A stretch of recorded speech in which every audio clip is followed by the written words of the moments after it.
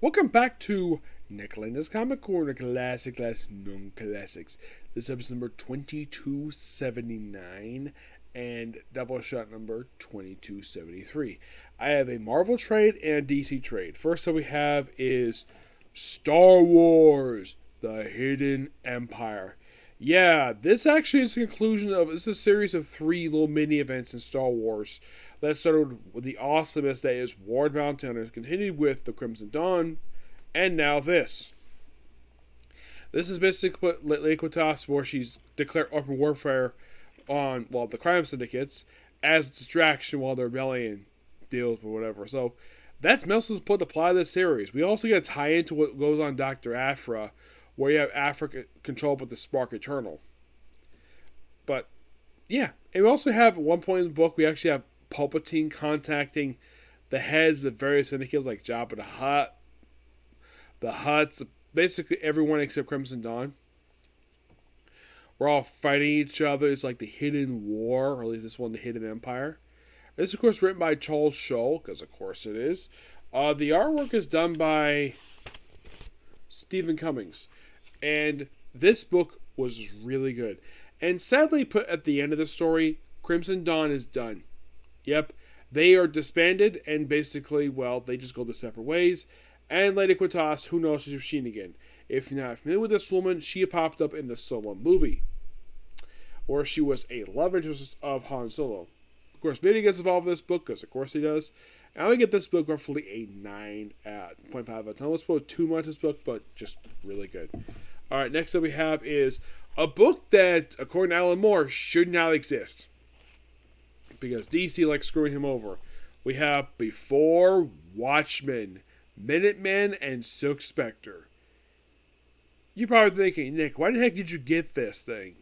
Yes, now, the reception toward the whole concept Before Watchmen has been mixed at best. Mostly a lot of negativity, because a lot of people support the fact that the Watchmen characters belong to Alan Moore, not DC, because DC negated on their promise where once the publication finished, the character goes back to Alan Moore.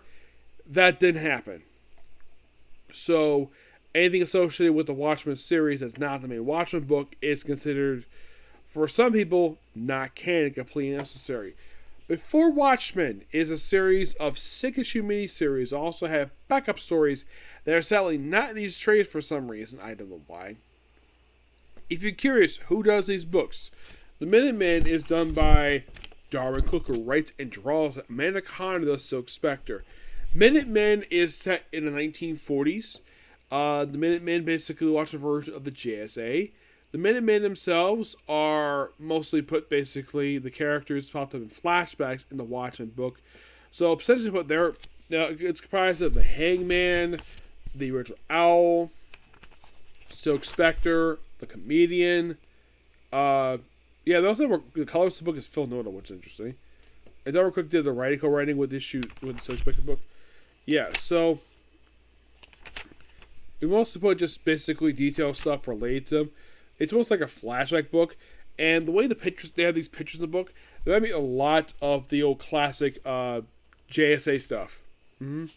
Yes, I do appreciate it. Now, Darwin Cook, in my opinion, was an excellent choice to do this book. Why? Because the guy's got really good artwork. Yep. So you have the various vigilantes, and of course Al does join them. And then we have the stuff that happened in the main, one of the flashbacks where the Comedian is caught beating up the Silk Spectre.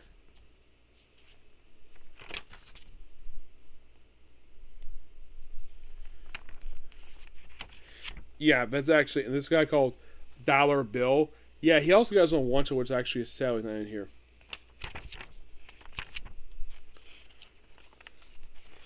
Yeah, so, and then we have the infamous, they have like the trial kick, the mentioned document hat in here. And we have various tryouts, Al joins. And then we have, let's see, where is it? I think one of the issues here is the Kangaroo Court.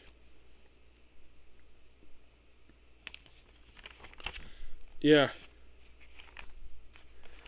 If you're curious, basically, about the Kangaroo Court thing, it deals with the comedian and the original Spectre.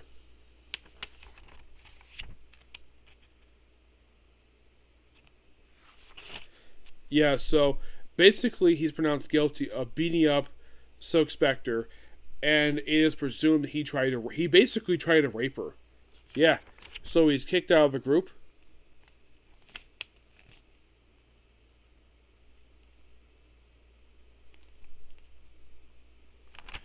Yeah. Solar wants nothing to do with him at all, and of course, the comedian that's wearing this outfit here, which you would wear in the other books. Yeah. But I do find this miniseries really good. That's just my opinion, anyways. And it does end basically with the Minutemen had to go retire because of the whole thing related to the McCarthy stuff, of course, because it's the 50s. Of course, the McCarthyism is always like that. Now, the Hangman, they also have stuff in here. They also have this thing where these two women were killed and the words lesbian whore written on the wall. Yeah, that's actually a nod to one of the flashbacks in the Watchmen movie, where there was these two lesbians killed in a flashback, all because they're lesbians. Yeah, I hate crime, because it's the 40s. Hate crime is perfectly acceptable. Nowadays, if you do a hate crime, you go to jail for it.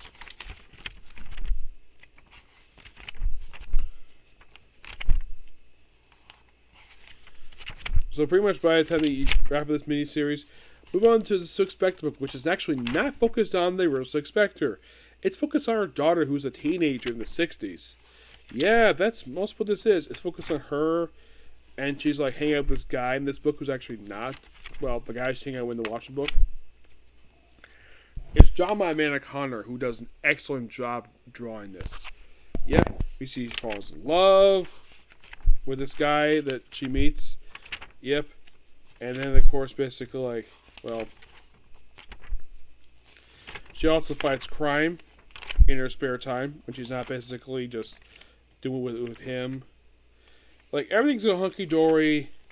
Like, the relationship's going really well, and of course, basically, there's some nudity in this book because, well, one of the guys doesn't want to keep his pants on, because of course he does. Yeah, and then, of course, basically, the comedian shows up. Yes, the comedian, after one of the rounds of basically Laurie having sex with her boyfriend that she has in this book. Yes.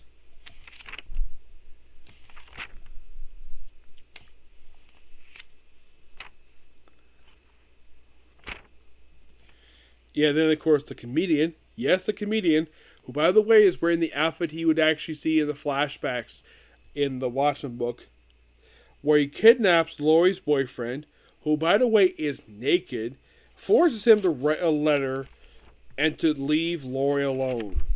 Yeah, because apparently he does not approve of him dating Laurie. Because of course it's revealed in the final issue of The Watchmen that the comedian is Laurie's father. Yep. But that's not mentioned here. I know that because I've read the comic and read the movie. Yep. So, it's a good adventure for the 60s for, Silk Spectre. And, that's it. Yeah. And of course, the book does end with her meeting Dr. Manhattan. Yep. But yeah, this book was really good. I give this book this is my honest opinion, I give this book a 9 out of 10. I would give him 9.5, but people might chastise me for it, but here's the thing. This book came over a decade ago. I get the fact people are mad at DC for publishing this damn thing. Yeah, this came back in 2012. It was concluded in 2013. It included like 11 years ago, but here's the thing. The only reason DC did this, not only to screw over Alan Moore, but also because the Watchmen movie was actually it wasn't a box office bomb per se. It just it wasn't that it actually really was a box office. They probably did it as a promotion piece. Yep. But yeah, that's particularly a particular view. Stay tuned a little bit later. I got another comic corner coming up. It turns out that Konosuba, the final episode of Explosions from the World, got released today. So basically, here's what's gonna happen. When I get back, I'm gonna basically review for Doctor Who. Because Doctor Who's story I'm working on is not very long. Then I'll do Konosuba and a comic corner. And I'll probably do a Comic Con and then do Konosuba, okay? So, bye.